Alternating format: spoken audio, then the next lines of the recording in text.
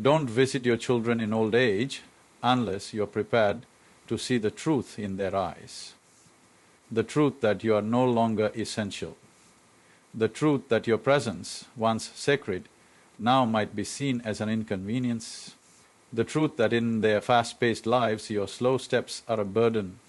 That's a hard reality, but it's one too many elderly parents come to face and far too late. You see, we don't talk enough about the pain of being irrelevant, of being seen not as a pillar, but as an obligation. When you were young, you built your life around your children. You sacrificed for them. Sleepless nights, broken dreams, quiet suffering, and you did it because love demanded it. That was your role, your mission. And for years, perhaps decades, it gave your life a burning sense of purpose.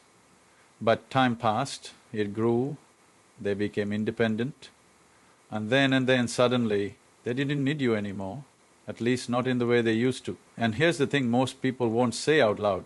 Sometimes they don't want you around at all. Not because they hate you, not because they're bad people, but because modern life teaches people to move forward by cutting off what slows them down. And in their eyes, your age, your needs, your values, they don't quite fit into their neatly optimized world, and this is where the heartbreak begins.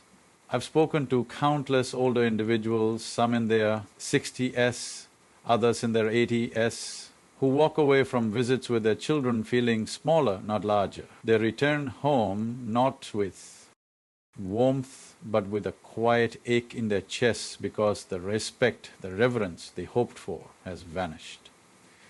And I want you to think about that. I want you to feel the weight of it.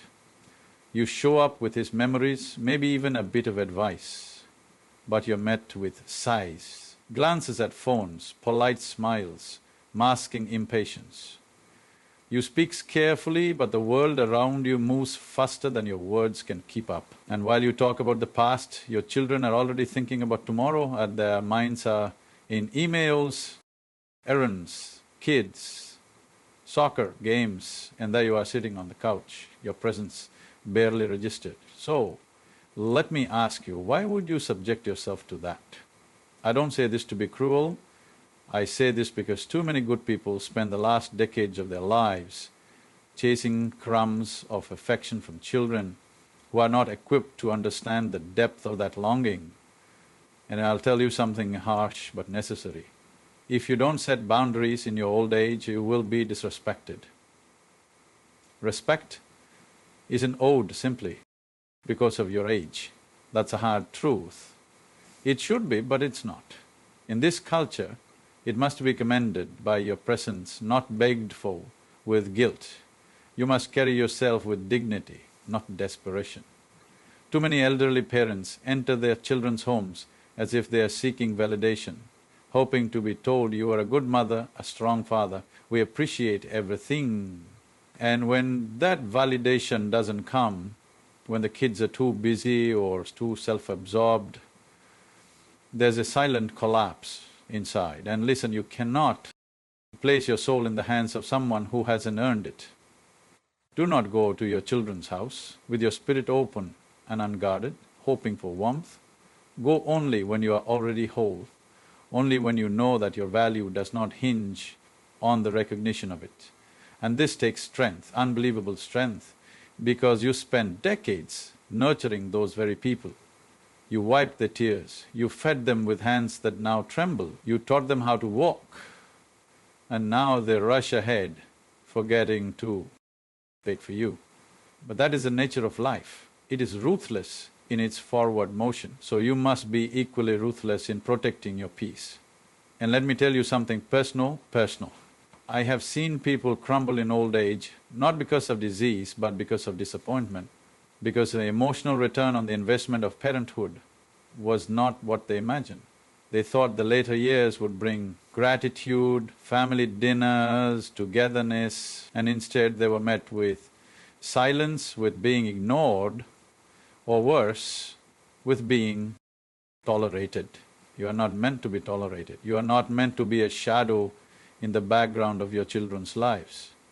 If that's what they offer, then withdraw with grace. Reclaim your dignity Don't complain, don't lash out, but don't go back either. Not until they understand that your time is sacred too. You've earned the right to peace, not pity.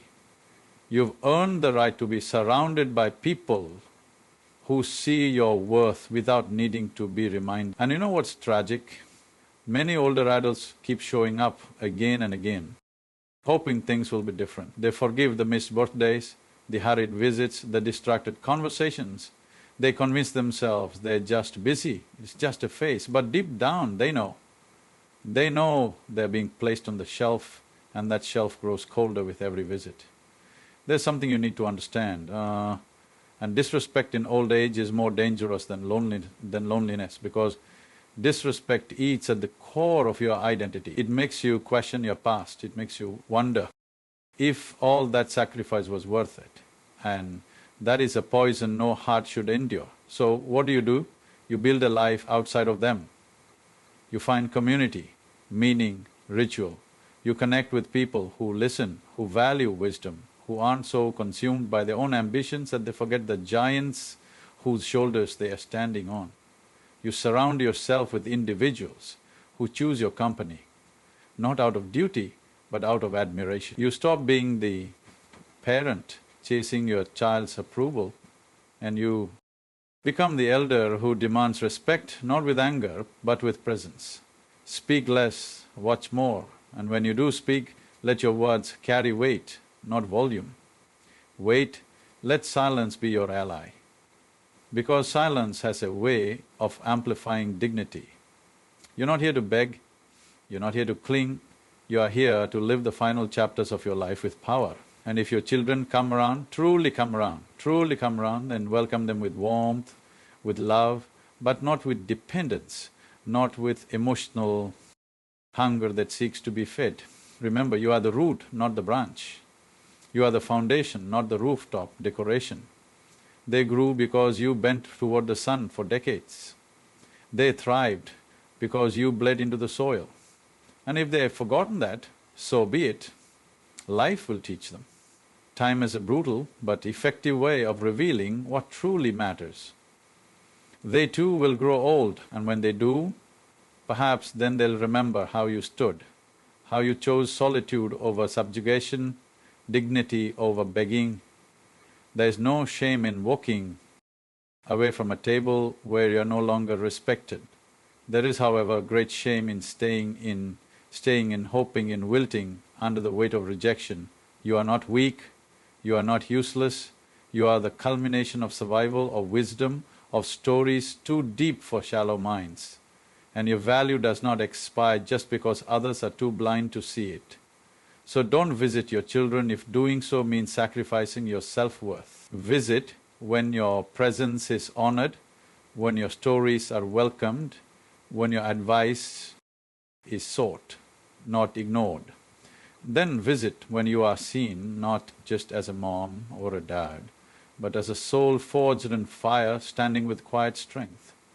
And until then, live, find new paths, create, mentor someone younger who listens with open ears, plant a garden, write letters to yourself, laugh loudly, dance slowly, go to the library, sit under trees, make new friends, celebrate birthdays with people who remember, drink tea in silence and smile, because you no longer need to be needed to feel alive. And if this resonates with you, if you feel that ache in your chest, that realization that you've been disrespected one too many times, then let this be the moment you reclaim your power. Stop chasing the people who make you feel small. Start honoring the person who carried the weight of generations. And if your children wake up one day and say, "We miss you," then let them come to you on your terms, with your hearts in their hands. Because the truth is, you were never the problem, you were the gift. And those who can't see that don't deserve to unwrap it. Live with dignity, walk away with strength, and love yourself enough to never settle for crumbs again. If this message meant something to you, then share it with someone who needs to hear it. Maybe it's a parent, maybe it's a child, maybe it's you. But let's speak the truth even when it's uncomfortable. because truth is the beginning of healing, and you deserve that. You deserve more than silence, you deserve to be seen. So let's make that happen.